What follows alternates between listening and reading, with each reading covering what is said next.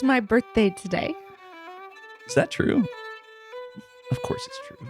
Of course it's true. Of course it's true. Would I lie? Would I lie about something so important as the day of my birth? Liz, for your birthday, what do you plan to do? Do you like birthdays?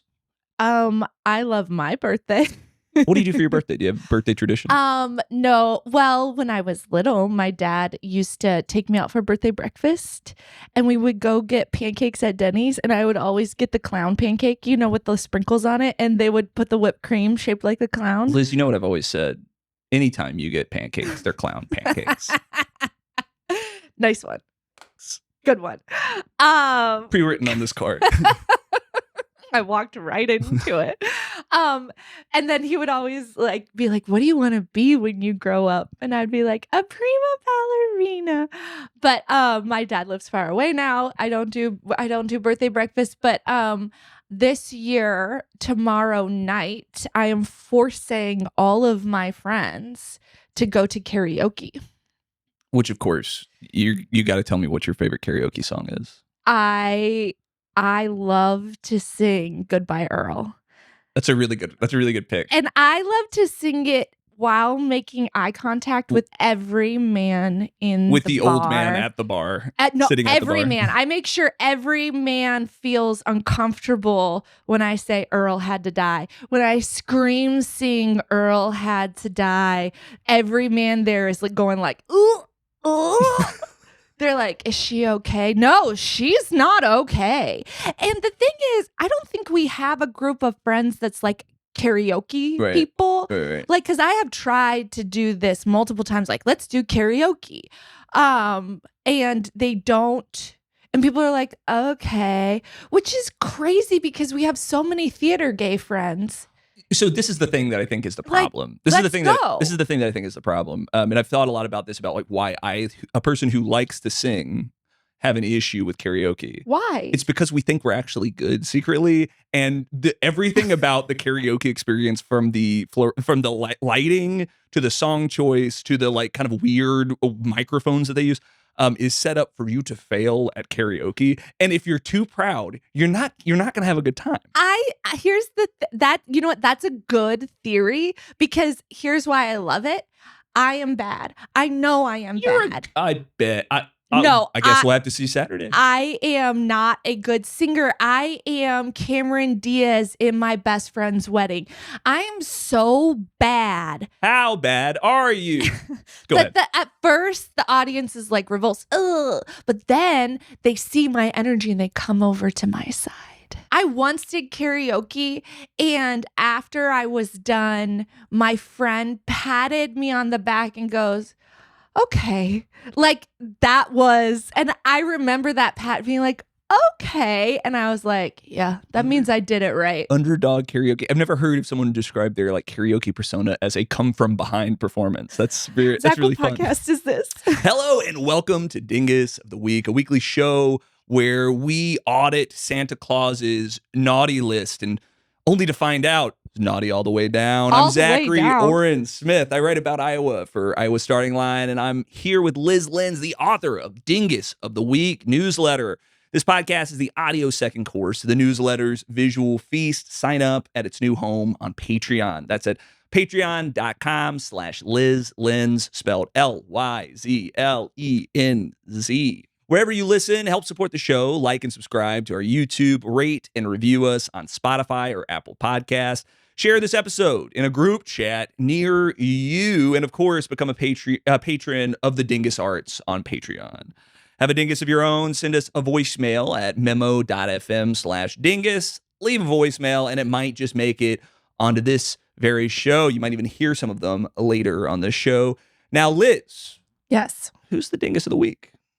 Did you know? Probably not. If I had to guess, did I know?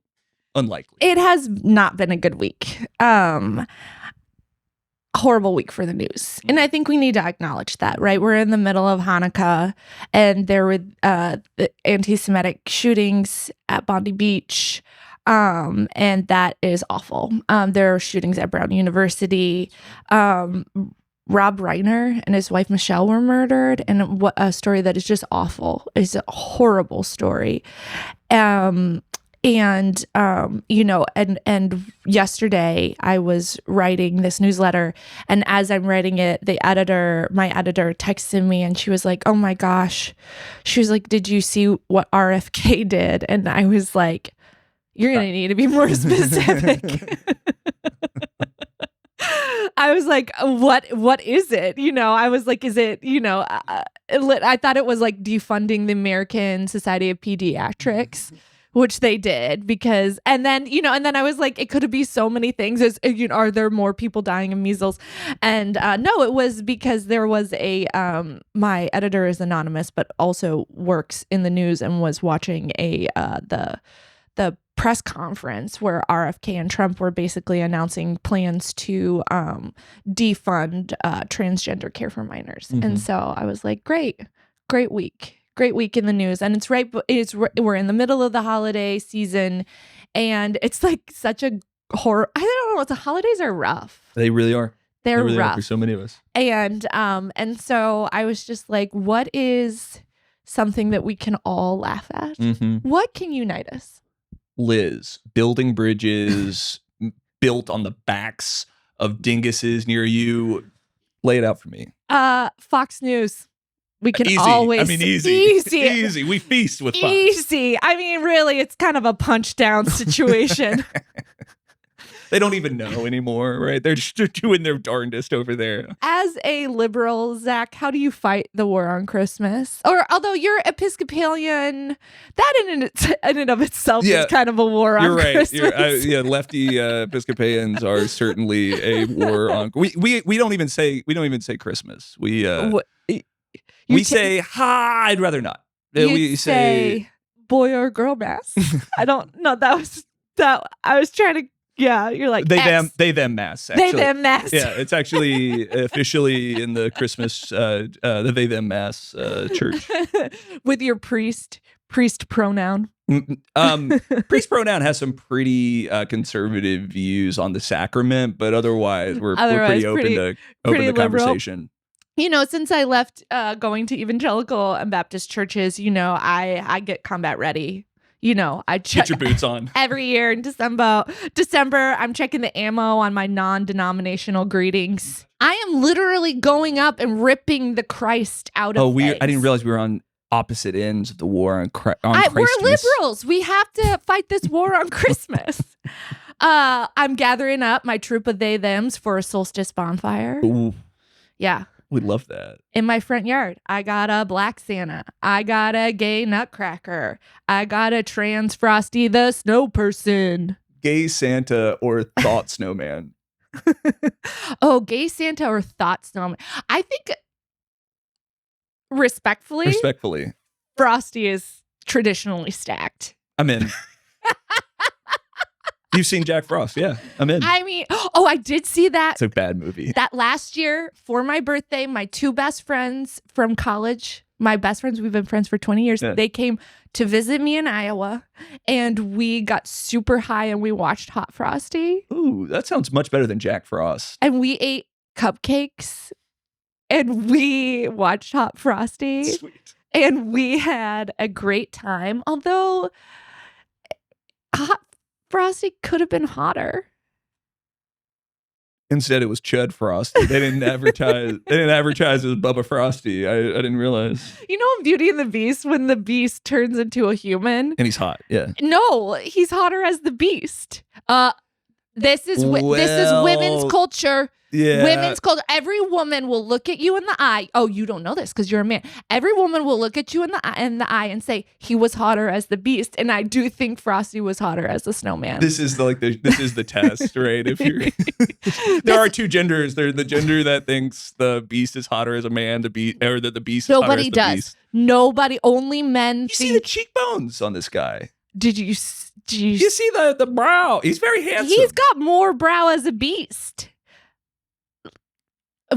We pass. Even the gay women are on my side on this. Write in. Let us know. Write in with your opinion on. Write in with your opinion. Am I wrong? There are memes about this. This is our culture. Dear America. Am I this far off base? Yes. All right. Write in and on the first episode of next year, we will, That's right. Because this is the last episode of the year, Yes. I will absolutely eat crow and play a couple of messages of y'all berating me for what is apparently the wrong take. But if there's even one human face stand, like I don't even know what to call that. Bella's like, when he transformed, she's always like, oh. Well, first it's Belle. So what did I call her? Bella. That's Twilight. Different furry universe. Listen. We don't discriminate here. Listen. All right. So we're in the war on Christmas. That's right. We're stealing the baby Jesuses from the nativity displays and replacing them with signs that say ice was here, right?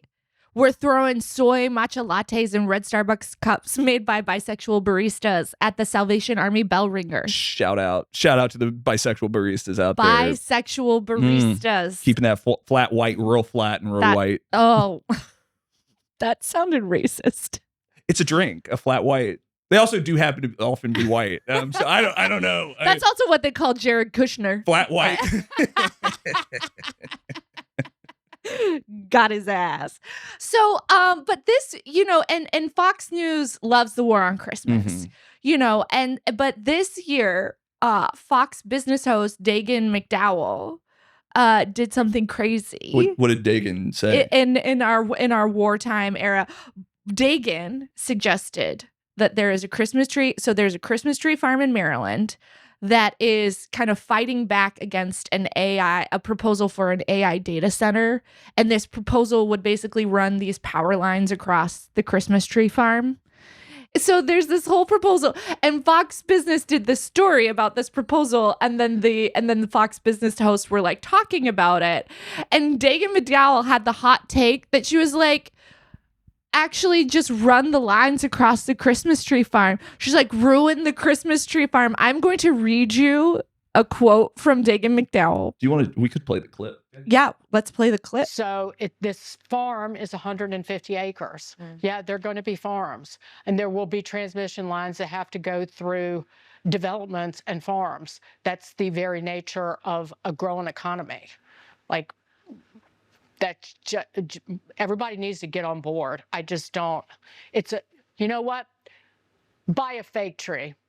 Oh, Dagan, right in my heart, Dagan. What? I have a fake tree. Dagan. Oh, I have a Dagan. real tree. Dagan. Coming up, no time for this. I know. I'm going to read you a quote from Dagan McDowell. I think that the United States would gladly saw off Maryland and kick it into the Atlantic Ocean. If you don't like it. They're trying to blame AI. It's not AI. It's something else. It's called growth and the development of business. Everybody needs to get on board. You know what? Buy a fake tree. Like, that is what you utter when you're twisting your evil little mustache. Like you became the villain of a Hallmark Christmas movie. It's crazy. So this is basically like this is the villain in a Hallmark Christmas movie where a city girl is forced to move back to Maryland to save her family's Christmas tree farm that Dagan McDowell is trying to destroy in order to transmit more power to her ChatGPT boyfriend. You know what I mean? She's like, if only he'll have more power, then we can finally consummate our love. When she, I do want this movie to be made only so that there's the scene where they hire Dagan to be, the protagonist like bursts through the door of Dagan's office and like she's sitting there Dagan's sitting at her computer, her laptop, typing sweet nothings to her ChatGPT boy. Christmas Miracle was the ChatGPT boyfriends who broke up with us along the way. And thank you, ChatGPT. Brought to you by ChatGPT. This segment brought to you by ChatGPT. But it's also like, girl, whose side are you on? Because Fox News is famously like, look at the liberals, doing this war on Christmas, and then it's like, girl, you yourself are doing a war on Christmas, and it made me wonder: is Dagan McDowell the Mata Hari of the war on Christmas? Is she a double agent? Is she double dipping in that Coke and Soros money? Is she playing both sides? I love this story because like you couldn't have if I pitched this character for this Hallmark movie, people would have said not too on the nose, too realistic. She is a Fox News host, Fox Business host for the show The Big Money Show. she is the sides couldn't be clearer. You've got tech bro billionaires, hundreds of $1 billion industry, and versus a little Christmas tree farm in Maryland. If for the organizers out there, like what a Christmas miracle gift, right? What a perfect little gift tied up in a bow for you to excoriate this out of touch Fox host. It's just like, but I do think, like, Megyn Kelly, former Fox News anchor, right? Like, the war on Christmas for her was she got mad when there was a black Santa, and like, what a thing to get mad about. I'm a person of principles, and these are things that are important, and I'm mad because Santa is black. It's like, wasn't St. Nicholas Syrian? There's a lot of St. Nicholases. Oh, interesting. I didn't even know that. Every culture has one. I'm not, maybe that's a lie. I just feel like there's a lot of actually. This is actually like sounds like a Jesus Christ of Latter-day Saints. Like, actually, there's a Santa in every single culture. On this hour, in this hour, we're gonna go to every single one. But I mean, like, I feel like that, just like a guy who decides if you're good or bad is like a staple in like a lot of cultures, a lot of Western white dominated cultures. I buy that. I buy that. Like, we got, you got your Sinterklaases from Denmark. You got your Krampuses in. Yeah, you got Bayou Papa Saint Nick, who rides with his team of alligators that fly across the bayou. Like, Fox News should have taken the side of the little guy on this, and Dagan's like, no, I have this bold take that actually we should destroy the small Christmas tree farm.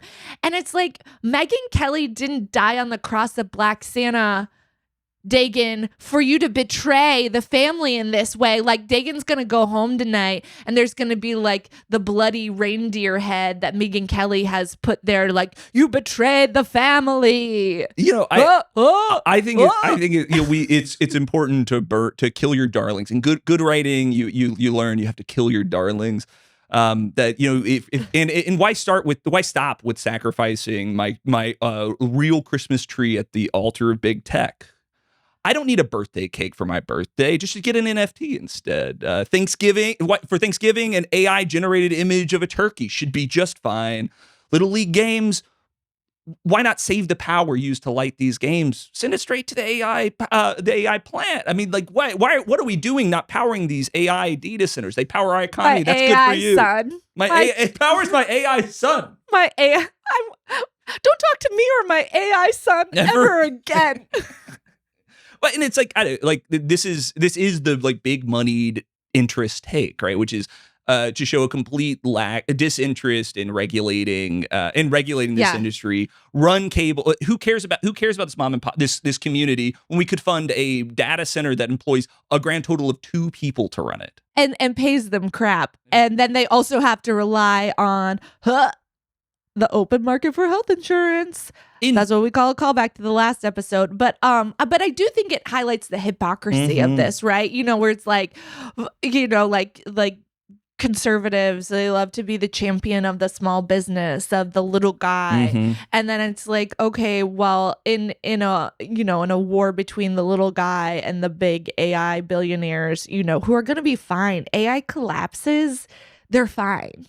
Sam Altman's gonna be fine. And it's like we're talking about speculative gains here. Like, the reason they're endorsing, the reason she's throwing her whole Fox businessy into the AI, in support of AI data centers, is because so much of our stock market is inflated based on these very companies, right? And so rather than supporting the little guy, rather than regulating this so that communities like those here in Iowa can survive, why not just make out like criminals with these AI companies as they balloon into greater and greater prices? I was recently at a conference for farmers, and I was fascinated by, there was like a little there was a talk about how farmers can literally right after they'd had a lot of talks about like how hard it is to buy land. It's like it's something like 92% of land that for sale is never publicly listed. You know, it's like it changes private hands. It's really hard to buy land to become a farmer. Right. It's really hard to be a farmer. Most farmers, you know, even rent out their land because they can't make enough. Most farmers have jobs. And so we had all these conversations about like how farming's hard and inaccessible. Here's how you can try to buy land. And, you know, the tips were like, look at county assessor data, find out who owns the land, walk up to the houses of the people who own the land. Do you know how scary that is to go to a rural area and knock on the door? I did this while I was researching my book, Godland. And there was an old church that I wanted to visit that was like supposed to be one of the oldest churches in Iowa, Pioneer Church. And it was on somebody's land. And I had tried to call beforehand, but I couldn't find the number. So I drove up to the farm. And I didn't even get out of the door before a dog came up barking at the car and a man opened the door with a shotgun. And I am white. And you said, I'm with the federal government. I'm actually here to take your guns. Yeah. I am Barack Obama and I am here to take your guns. And I just like, that's so funny because when he was elected, my parents had all these friends who were like, we're bearing our guns in the backyard. And I was like, I wish Barack Obama would take your guns. But like, I literally had to roll down the window and I was like, I'm really sorry. I'm a journalist. I just want to see the, you know, Pioneer Church. And he was like, okay, make it quick. And I was like, I just want to ask for permission. I tried to call. I'm really sorry, you know, and also, that's a wild thing to do. Yeah, it's like, Iowa nice, like farmer. There's rural farmers have high rates of suicide, depression, addiction, domestic violence. Like this idea that the rural life is the good life is not high rates of prostate cancer. The cancer. You've been reporting a lot on the cancer rates in Iowa because one thing that Iowa does is we got cancer. It's one of our cash crops these days. Oh no.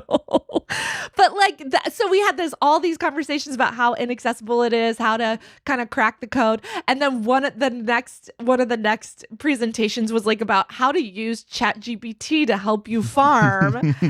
And I was like, but aren't these AI data centers buying up the very land you want to farm? Taking up the water capacity. They're using all like for so many of our cities. Yes, there's huge drought problems in America. And one of the guys was like, well, that's a public policy problem. And I'm not into politics. I was like, well, politics are into you, that's dude. Exactly right. But I was just like fascinated that on the one hand, you could talk about these problems with accessibility, but then on the other hand, be like, and now use AI, which is also making the land more inaccessible. It's using up all the water. It's, you know, and it's probably also giving you cancer, but good luck. Yeah, good luck. In 2020, I was looking at like kind of like trying to understand Dagan's like point here. One point in 2025, AI contributed 1.1% of the growth in our GDP, right? Which is pretty large, right? But the speculators for this industry are saying that by 2030, when it estimates place it between, it could be offering 10 to 15% of our total GDP growth, which would be incredible. However, like when the folks that are saying that AI will transform everything in our society are the same people that stand to benefit, right, from this speculative industry, that's right. Maybe we should rethink the matrix of decisions before us. Zach, did you know that this Dingus podcast is going to transform the world, and you should all give me a lot of money? Also, AI is like, it's not actually really making money. It's like it's so subsidized, and so it's also like it's such a grifter scam. $460 billion have been thrown into this for something that we're calling artificial intelligence, but like is actually just a sum of other technologies that are all kind of the gestalt of which we're calling a plagiarism machine. I personally am owed money in that OpenAI settlement because they stole my book Godland, the one we were just talking about, and I'm owed like what $3,000. I think my agent just sent me an email on how to collect all that. But it's which is you go to Mark Zuckerberg, you pants him, and take his wallet. I just. God, Mr. Zuckerberg, I'm gonna have to ask you for your wallet, please. This is the stick up. Now I'm like I'm robbing a train or something. But it's just like it's a plagiarism machine, and it just feeds people back what you want. And that's the other thing. It's like when people tell you about ChatGPT or how to use it to make your life better. I love all these articles that are like women aren't using it, and that's why they're gonna be left behind at work. It's like, is that a real take? Yes, that is a real take that happened a couple weeks ago where somebody wrote this piece, and I don't think we should say who. I think that person got a lot of blowback for the piece anyway. Good. You know what? Kind of good, because it was like, if you're a real feminist would want to succeed at work and would use like ChatGPT, what, so I can write more emails? Like, and it's also like, I don't know. I do think that keeping your brain and using your brain, because if you don't use it for these functions, it's going to atrophy. And like, maybe you should, but it was just like, women, you'll fall behind at work. No, we're going to fall behind because of systemic misogyny, because we're being forced out of the workforce because we don't have reproductive rights. Like, but like, yeah, sure. Me using, ChatGPT, which takes 70 gallons of water so I can write an email that says like, thanks. Thank cool. you. Good to know. Cool.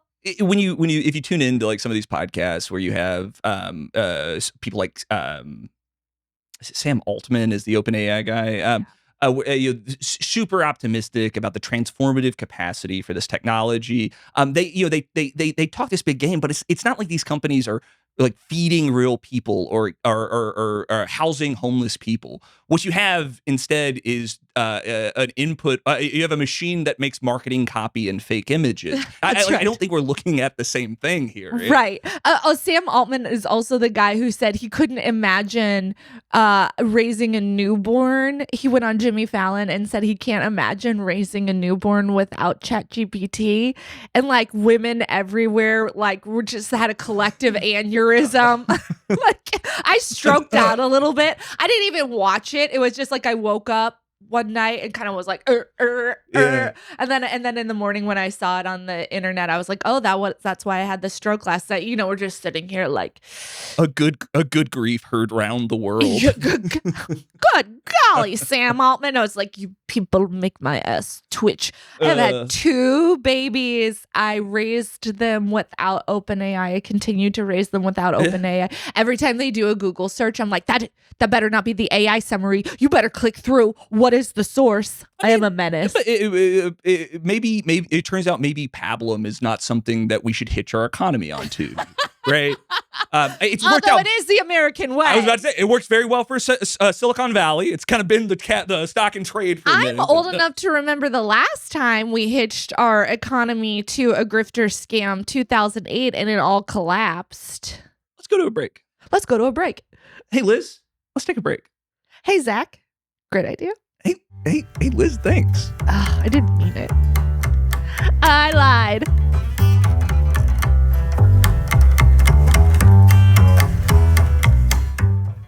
Liz, I wanted to talk, while we're in this break, I wanted to talk a little bit about one of the great reasons to subscribe to the newsletter. Oh, so many good reasons. There's so many good reasons. Let me count the ways. I think one reason is, listen, media's collapsing. And we know this well in Iowa. It's one of the places where, so many rural states, like media has been systemically disinvested from and bought up by private equity. Mm-hmm. And the jobs that are here are not enough to support a family. That's right. And ask me how I know. Yes, because he's doing this podcast. Yeah, I remember the for loose change. I remember the executive editor of the Des Moines Register bringing me into her office to explain that, like, hey, maybe you shouldn't talk about your wage on the internet. Oh yes. Wild. Yes. That is You should be ashamed. They should be ashamed. There are a lot of like great journalists in this state there are a lot of great ones who behind the scenes were like, don't publicly talk about what you make, and kind of union busted. I know, when I worked at the newspaper, there were a couple moves by younger journalists to unionize, and the older journalists were like not going to be on board because I don't want to lose the scrap of money that I have to give to you. And now it's all collapsing, and you're like, yeah, you know what? Good job with your legacy. But I think shout out Iowa Starting Line for our organized courier union, which our contract will be approved before the end of the year, I think. But I mean, I think that so many talented writers come here or are born here and then are forced to leave so that they can, make money or, God forbid, buy food. But we're here, you're here, we stay here. I remain committed to this place, but the only way that I can stay here and write about Middle America, my next book is about Middle America, but the only reason I can stay here is because people subscribe to the newsletter. And we also, when I sat down and I was like, I want to make a podcast, I wanted to make a podcast with another journalist who lives here. I would have taken anybody at this point. She was looking at her like flip book of all the Iowa journalists. It was like she took like a little red pen and drew a heart around my head. I did not. Said Zachary, I choose you. We can't stay and live and work and write about these places, and these places like Iowa are very misunderstood because journalists will fly in, fly out, miss a lot of the nuances, and I think that one of the ways we make this place better is by staying it and finding new ways of funding,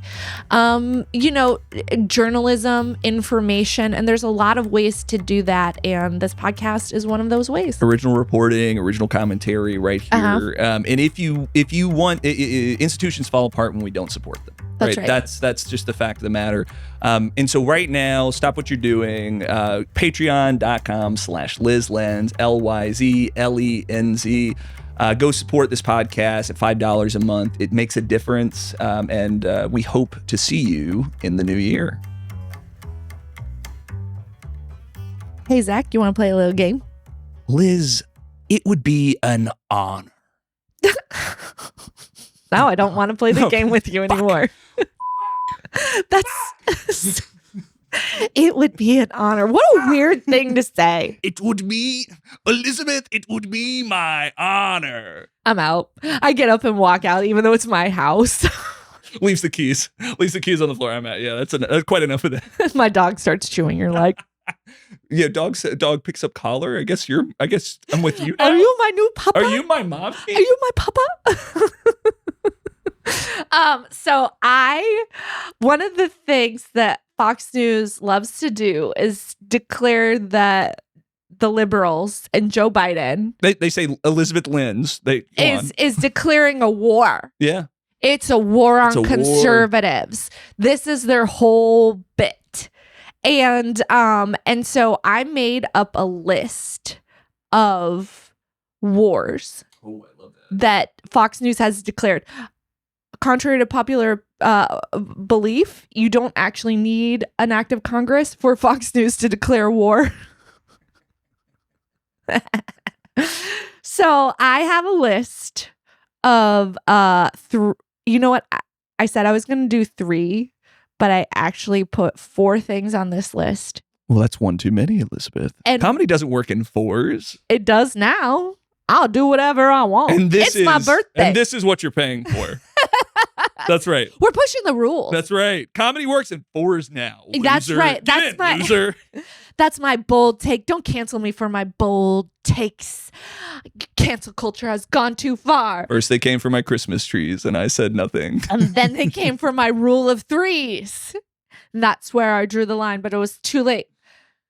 So I made a list of Fox News's wars, and you have to guess which one is not real. And I realized while fact checking this that Fox News has said that Joe Biden and the liberals have declared war on like literally everything. So I couldn't find evidence that of one of these things. Okay. But that, but have I watched? You're saying like one of these is I made up. So guess which one I made up. All right. So the first one is the Atlas Gym in New Jersey.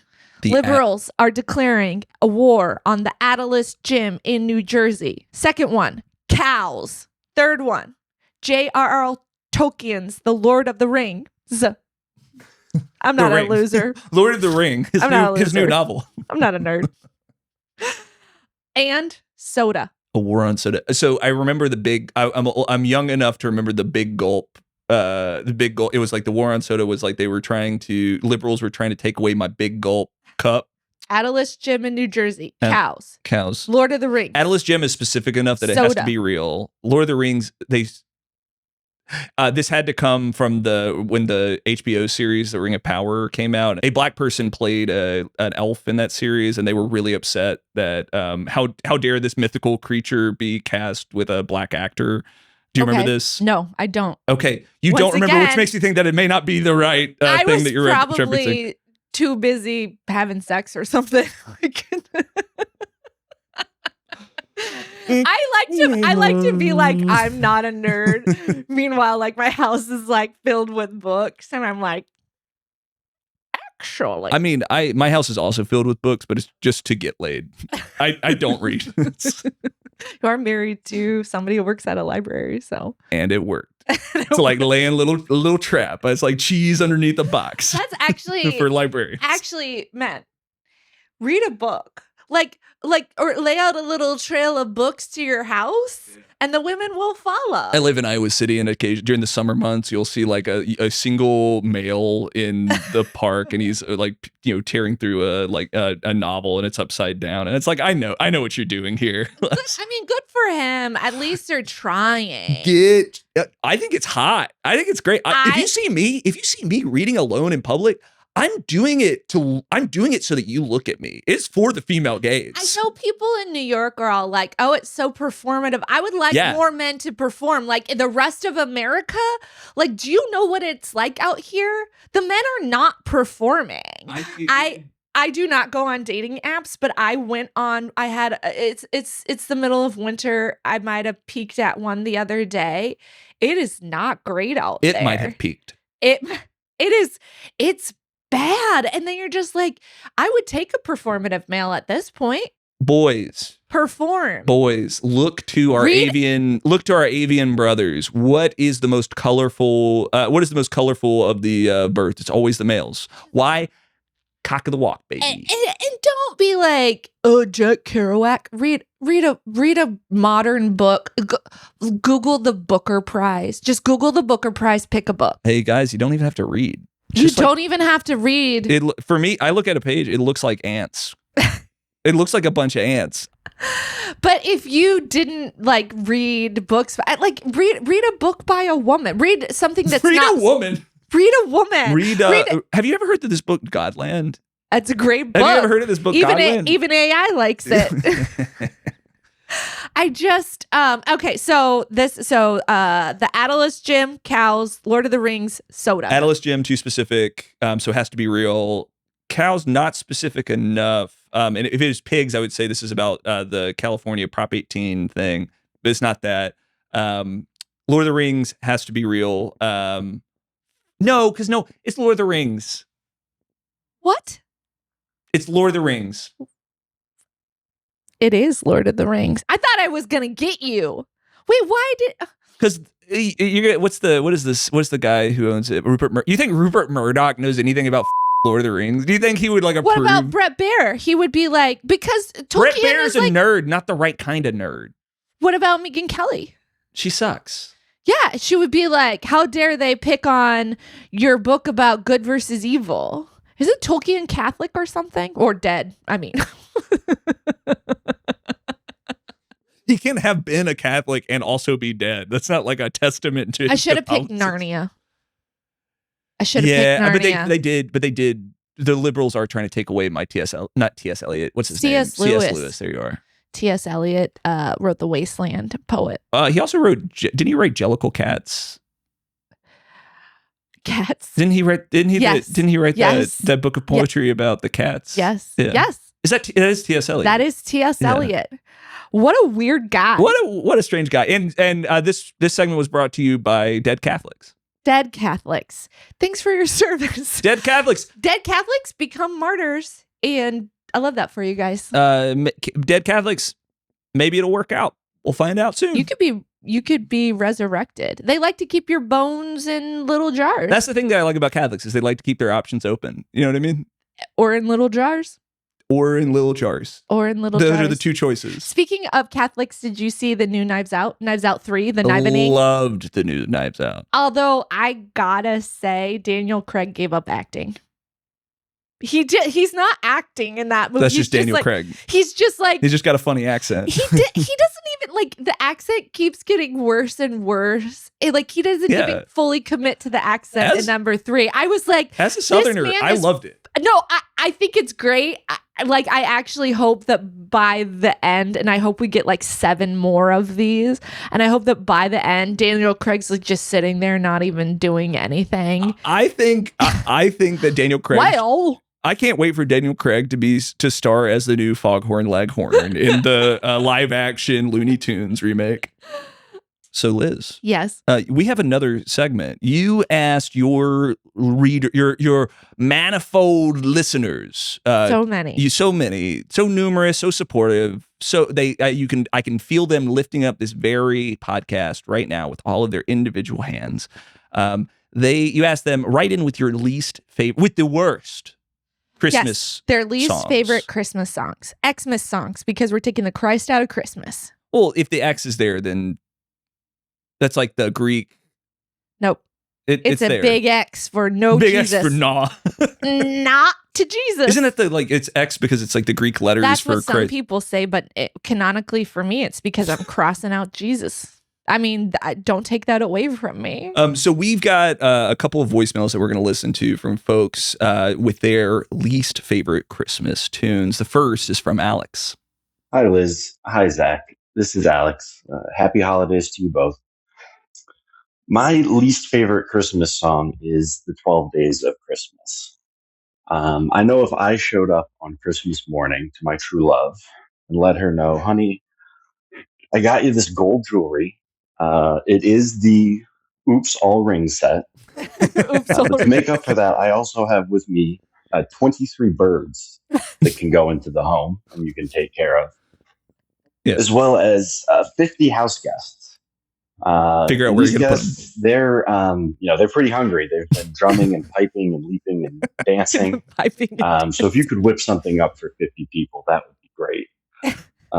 Best case scenario, I'm spending my holidays sleeping on the couch. And worst case, probably in a dumpster somewhere. So that's the worst Christmas song. You're probably sharing it with sharing the couch with 9 dancing women. Thank you both for all of the work that you do. Very sweet and good pick from Alex. Thank you, Alex. 12 Days of Christmas is annoying. I mean, not just because it is a list of really bad gifts. Birds, bad gift. Terrible gift. Terrible gift. They're going to shit everywhere. He's going to die. Actually, they live a really long time. A friend of mine is a vet, and she had like lovebirds, and they would just like make noise all the time, and they lived for so long. These birds making love in my house. I can't stand. But more importantly, the 12 Days of Christmas is just an annoying fucking song because it's repetitive. It's just like, and it's just over and over and over again. What if I told you that was a feature, not a bug? I was trying to like learn a little bit about this song in preparation for this segment. So I don't want to know anything about this song. I would love for you to yes and me with this. I've put so much work into this segment. Please, Elizabeth, Zach, play with me. Elizabeth. Explain the 12 Days of Christmas to me. I'm so glad you asked.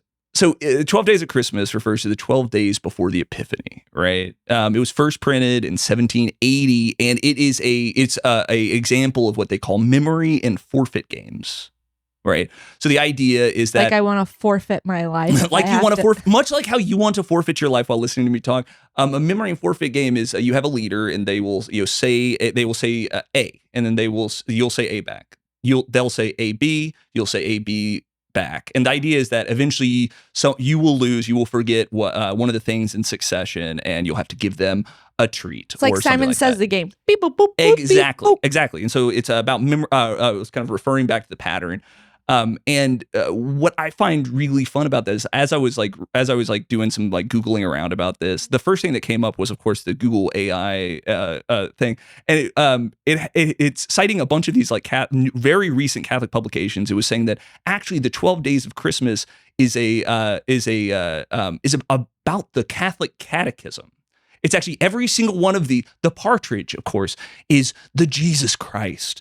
I don't want Jesus for Christmas. The nine ladies, they weren't dancing at all. They were the fruits of the Spirit, Elizabeth.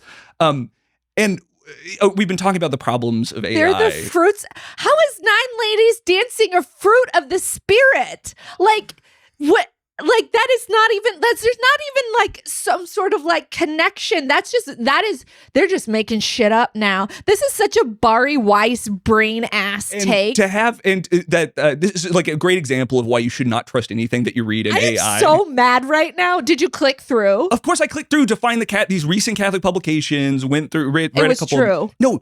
It absolutely has nothing to do with the catechism. These are random associations of numbers and things so that you repeat back to children so that they can say it back to you. It's a game. Yeah. Yes. And because we've already So AI said it was a catechism, but the article said it wasn't? No, the article was claiming to have this like secret history, this secret Catholic catechistic history. First of all, Catholics, you gotta stop having secrets. Famously, it's not working out for y'all. Getting your asses sued. Here's my thing: is like, so this song comes from 1780, right? It was the first time it was printed, anyway, and Christianity was so firmly had won the culture, right? That murder, and it already precisely.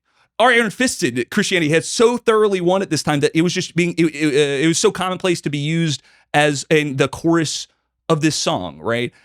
We've already won, folks. We already won the war, and yet we have to make this about how it's actually the Catholic Catechism. It's not. What are you doing? What are you doing, Catholic publication? Also, yeah, sure. Oh, you know what? Like, and also, Christmas is in the title. Also, you don't have to make it about the catechism. But also, here's the thing: even if it is a holdover from a children's game, I don't find that charming. Children's games are really fucking annoying, and maybe a sign of progress as society is that kids don't need to do stuff like that anymore. Yeah, like, stop playing fucking games, kids. Like, maybe it hits if you're an idiot. Maybe get back to the mines, you losers. Thank you, Liz. Liz. Get back on your iPads, you little troglodytes. Get out of here. I just it's so annoying. And and I guess like the only justification for it is it's a game for idiots. All right. Cool. I guess call me an idiot. This next one is from Karen Cox. Hi, this is Karen Cox from Austin, Texas, and my least favorite holiday song is I Saw Mommy Kissing Santa Claus. Not only is it an insipid tune, usually sung by people who have very little talent. True. But if you listen to the words, this is sort of this is the greatest hit of the Norman Bates Christmas album. This is a seriously sick song. So please end this song. Make sure it never gets played again. Thank you. Thank you, Karen. Thank you, Karen. And here's the thing, the Norman Bates reference, that's so great, right? Like if you want to make a hotel with your dead mom, then you like this song and you should be in prison. But I will say I've always been really confused about this song because is Santa the dad dressed up as Santa, or is mom literally Santa? I can't decide. I've always gone back and forth because it's like either mom is Santa, or it's like, oh no, dad's just dressed up as Santa. I really, and it's so ambiguous. I think if you want mom to be fucking Santa, then just say say you're, you know what? And I would actually like it then, because then it's like, yeah, dad never brings the presents. Yeah. You know what I mean? He's always like, oh, what are we buying my parents this year? You know, he doesn't wrap anything. Yeah. What does he put in your stocking? He doesn't put anything in your That's stocking, right? So, okay, you wanna have an affair with the man who actually does something for you, even if it's one time a year. Go for it, girl. Get it, mommy. I saw daddy cucking Santa Claus. That's right. But make it a little bit more clear in the song, I think, first of all. I like the ambiguity. The least, the thing I like the most about this song that I don't like is the ambiguity. I think that's quite nice. There's actually like a fun urban legend surrounding this song. So back when Jimmy Boyd recorded it in 1952, supposedly the Catholic Church condemned this song. What is it with Catholics on this podcast? Supposedly today? they banned it was banned in Boston. I looked into it. There is no evidence that this actually occurred. Okay. But this is like a urban legend in Boston that they talk about with that song, which is kind of fun. Wow. Boston doesn't need to make up bad shit about itself. Like Boston, I just like respectfully, Boston, you got enough real bad shit about you. Like, maybe just don't like the Red Sox. Just kidding. I don't care about sports. The next voicemail is from David. This is David from Medford, Massachusetts, and I absolutely hate with a passion the song I Want a Puppy for Hanukkah, which I believe was recorded by David Diggs. It's horrendously annoying, infuriating, and makes me want to carve out the insides of my ears. That was David putting up David on David violence. David on David violence. I'm not certain that wasn't David Diggs disowning his own song. What if it was David? Do you know? I will say though, I love David Diggs so much. I wasn't familiar with him before this. What? This song. What else has he done? That's David Diggs is a talented actor, singer, dancer. I really liked his work on The Unbreakable Kimmy Schmidt. He's in Hamilton. Oh, interesting. Yeah, he is. He's so funny and talented, and I'm a huge fan. So I was not aware of his Puppy for Hanukkah. I would say this, like, we can't all get it right. But I'm just going to respectfully bow out of this David on David violence. It has nothing to do with me. And, but I will say I would normally take the side of a David Diggs in any situation. It's like, if I'm presented with a situation and David Diggs is on one side, I'm not sure. I don't care if it's like murder. I'm going to take his side. So one of the challenges for this segment is we can't actually play any of the songs because YouTube would delist us in a heartbeat. That's right. That's right. And so I invite you to go check out Puppy for Christmas. I'm going to read a couple of the lyrics just so that we are both talking about the same song. The thing that you're backing, I just want to make sure you know what you're backing. I'm not really backing. You're back against the wall. I'm just Liz saying. I'm Puppy for okay. for Hanukkah or die. One of the verses. Some kids write lists for their Christmas gifts, and they send them all off to they Santas. But I don't trip off a list for my gift. I'ma get it because I got 8 chances. That's right, 8 nights. Festival of Lights. Go hard for a week with a +1. So y'all keep stressing, be good, learn lessons. But Hanukkah is the best fun. I feel like like Ben Shapiro reading WAP. Like I feel like I'm taking all the fun out of it. Love that. Love that. Yeah, and it's so hard because there aren't a ton of like fun Hanukkah songs. We need more Hanukkah songs as a society, and that is another way I'm going to try to take the Christ out of Christmas. But I don't know. I mean, what else do they got? They got the dreidel, dreidel, dreidel. I made you out of clay. And when you're dry and ready, like also, Why not just sing the song about the dreidel after it's dry and ready? Why is there wet? There's the Theodore Bickle Hanukkah, oh Hanukkah, kind of sad. There's Hane wrote Hallelujah, also pretty sad. Wow, he came ready with these Hanukkah songs because you got to understand. Like I so thoroughly love the project, right? I have a song tradition that's kind of sad, and David Diggs wanted to like. Let's get it more upbeat. Let's have some fun in the space. Let's play. He was trying something and it didn't work out. I'm gonna say if we're taking notes, and clearly this is the project, we want to make Hanukkah happy again. I get it. It's famously not really a happy holiday. We want to make Hanukkah happy again. If we're taking notes, and I don't know that you're bringing in the Christmas song consultant. I don't know that you're bringing in the Christmas song consultant for this. The whole holidays, they're under siege and they're running out of oil. As a note, pertains to help make it more upbeat. Why don't we start writing in a major key? Do we have to pick them? Do we have to start with the minor?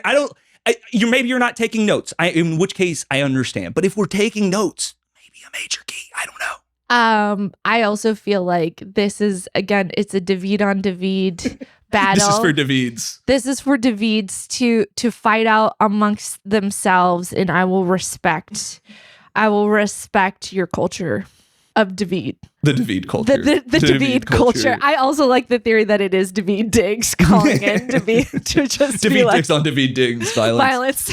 The next voicemail is from our friend Aaron Burrow. My least favorite Christmas song is John Lennon's So This Is Christmas, War Is Over. Because it starts with, and what have you done? As if being a mom isn't enough pressure in the Christmas season, we now have to bring purity politics into it because I haven't solved wars. But I guess I'll leave that to the Dingus in chief. Thank you so much, Aaron. It's such a male take too, because it's like what. Oh, what have you done? Oh, you filled stockings? You're not ending a war. It's like you're going to have people over and you're like, hey, husband, I'm going to have people over. And he's like, okay, I guess I'll go power wash the garage. And you're like, or literally anything else would be useful.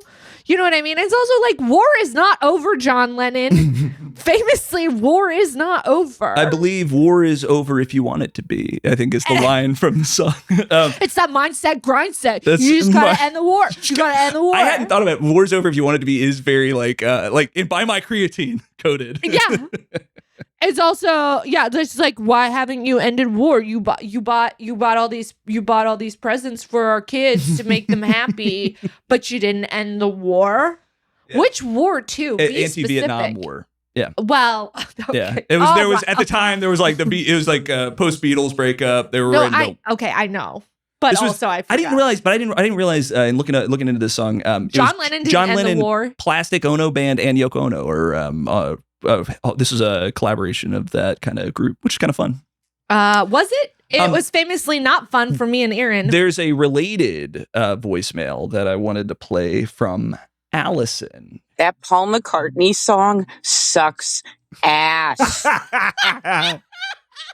Sorry. That's it.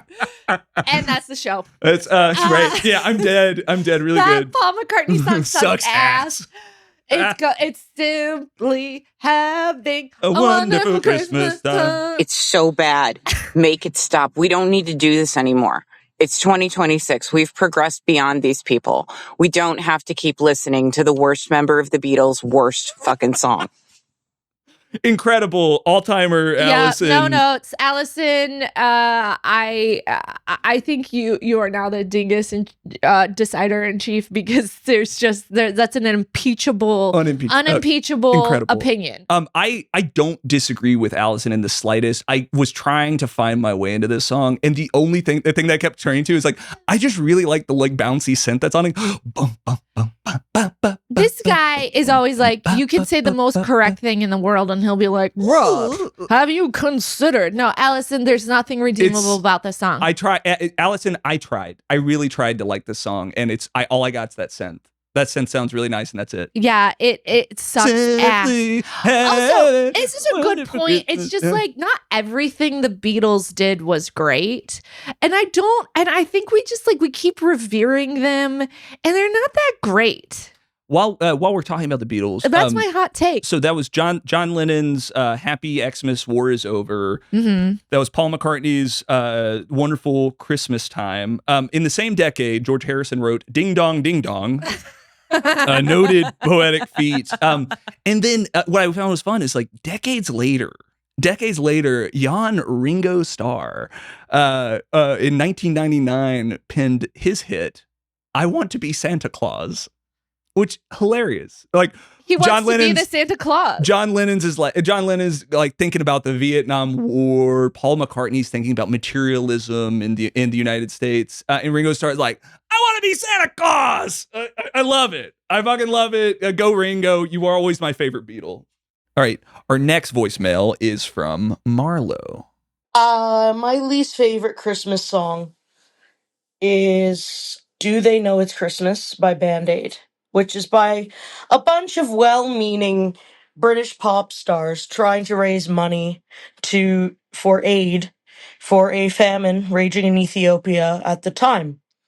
And while I think that's a great cause, a noble cause, I also think the song stinks of white saviorism. Truly. And I find the line, do they know it's Christmas time at all? Marlo! I'm so sorry. You got to warn me before who's getting invited to karaoke? Marlo, can you get to Cedar Rapids, Iowa? Damn. By Saturday?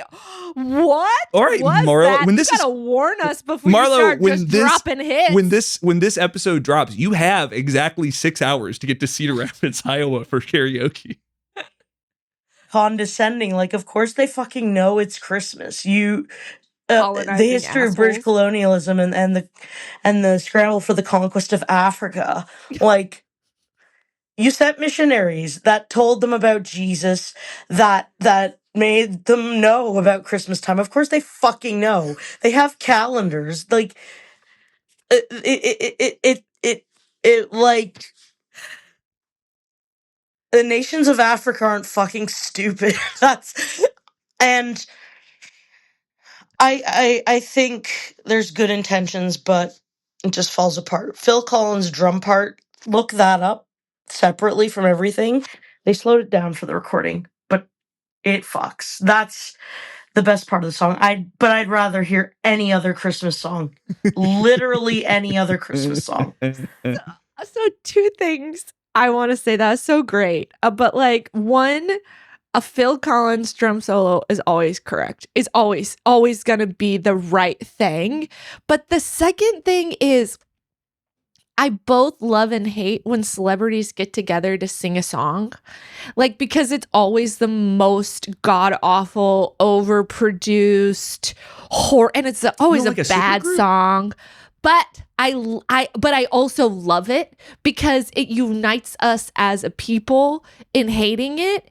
And so it's like having a common enemy. Do you remember when all the celebrities sang Imagine during COVID? Did I block out the millions that died in the United States? No, but I did block that out. My God. And I just it was so bad and it was so good at the same time. It's like, I never want that to stop. I want millennia from now, I still want like alien celebrities. I want the ChatGPT celebrities to be getting together, to be singing horrible songs to try to make us feel better. And I just they're like, I know what people need while they're dying of COVID. Us to sing a song. And it's just it's like, oh wow, people are dying of starvation. You know what they need? Us to sing a song. I love that impulse. I think it's beautiful. I think it's also so embarrassing. I think it is so embarrassing. It's so embarrassing. And there's I don't know enough about celebrities. Again, I was homeschooled and I just don't pay that much attention, but there's got to be one celebrity who sits this out every time, and good for you. So thank you so much, Marlo. That's Bob Geldof and Midge Ur's song, Do They Know It's Christmas, as performed by Band Aid in 1984. The next voicemail is from Siobhan. Baby, It's Cold Outside is problematic from end to end, hands down. I had to double check the lyrics to make sure that my gut reaction to what the worst one was right. And it's just basically like she's going to be roofied and no means no. And gosh, your lips look delicious. I mean, just so many problems. Awful. God awful. Awful. Thank you, Siobhan, for writing in. Siobhan, I every year, somebody gets on the internet and is like, this song is about date rape. And I just, come on. I'm so tired of this take. It's, Siobhan, you deserve better than what I am about to do, because this isn't about you. This is about my exhaustion with this take. It isn't. It's not. Oh, are you a Baby It's Cold Outside apologist? I like the song. It's fun. She's being coy. Say more. Because she says, love this okay, take. or maybe just a half a drink more. You know, she's like, it's like, I just like, it's fun and whatever. People like whatever song you like, don't like whatever song you like. But like my boldest take is I simply don't care. It's a fun little ditty. I enjoy it. And and here's the problem though. I have a 14-year-old daughter who hates the song, and now she's like furious at me. So if anybody is listening to me say this and you feel betrayed by your feminist girl taking the side of the song, don't worry. I have been yelled at multiple times this year by my 14-year-old. She's like, I cannot believe that you would play that song for me and my brother. You are teaching us wrong things. No means no. And you have always said that no means no. And she's like, and so how dare you play this song when that, and I'm like, and I just like turn it up, you know, and I'm like, whatever. I can't. It sounds like she knows the right lesson, though, right? Like, it sounds like she knows the issue there, which is great. That's good. It's good to know the issues. Can I give you a fun fact? Michael Bublé. Michael Bublé. That's how you pronounce his name. He sings it. I like it. It's a fun little song. Can I give you a fun fact I didn't know about this song? Okay, so this was originally written by Frank Loser, Baby It's Cold Outside, back oh my gosh, in if you say he was on the 1940s list. 1940s, a little bit before. There was a different list that was going around at the time. This date rape anthem was written originally to sing with his wife, Lynn Garland. And do you know what's fun about this? It was originally written as a song that they would sing at the end of parties to tell people to get the f*** out. Wow. They would sing this song at the very end of the parties to say like, hey, literally the song Closing Time. It was the closing time before closing time. Fun fact, they tried to Frank sold it to MGM for the 1949 rom-com Neptune's Daughter. Originally, so we know we've consumed the internet's displeasure with this song. Originally, he had sold a different song for that movie. It was Slow Boat to China. But the studio said that song was too suggestive.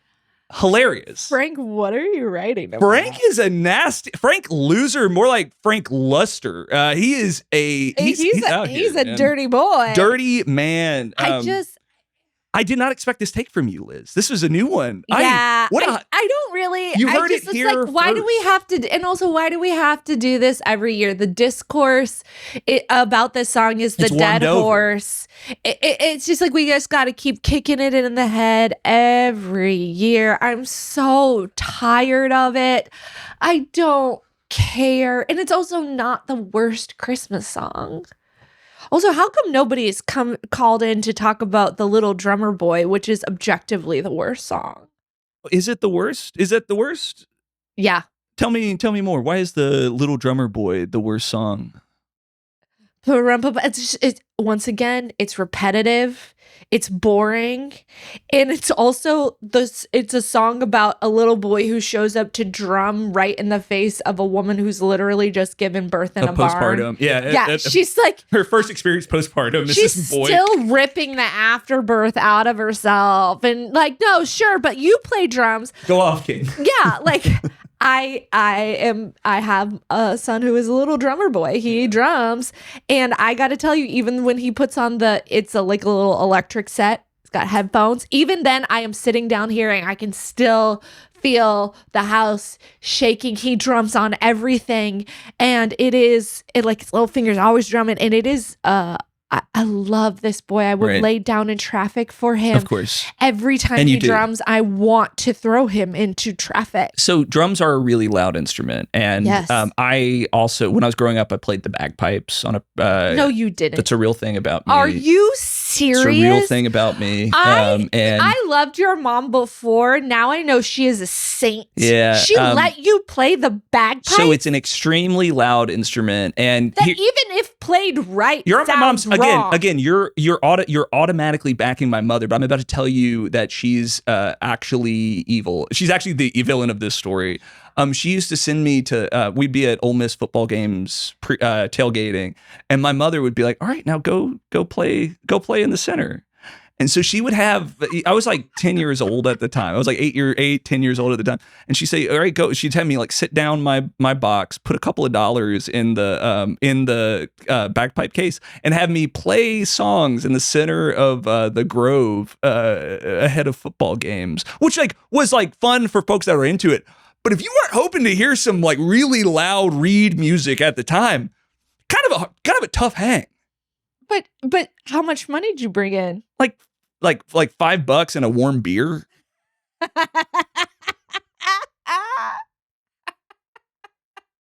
So thank you, patron saint of this podcast. She's like, listen, if he's gonna play Kathy. the most annoying instrument, we might as well make a buck. Show a little leg, kilt boy. Yeah.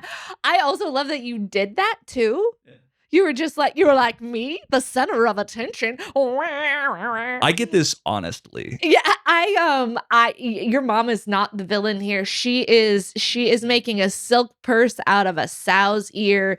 She is making a couple bucks off of her annoying bagpipe son. From this sow's ear to yours. Thanks for listening. Patreon.com is where you can follow the podcast. That's patreon.com/LizLenz, the home of the Dingus of the Week.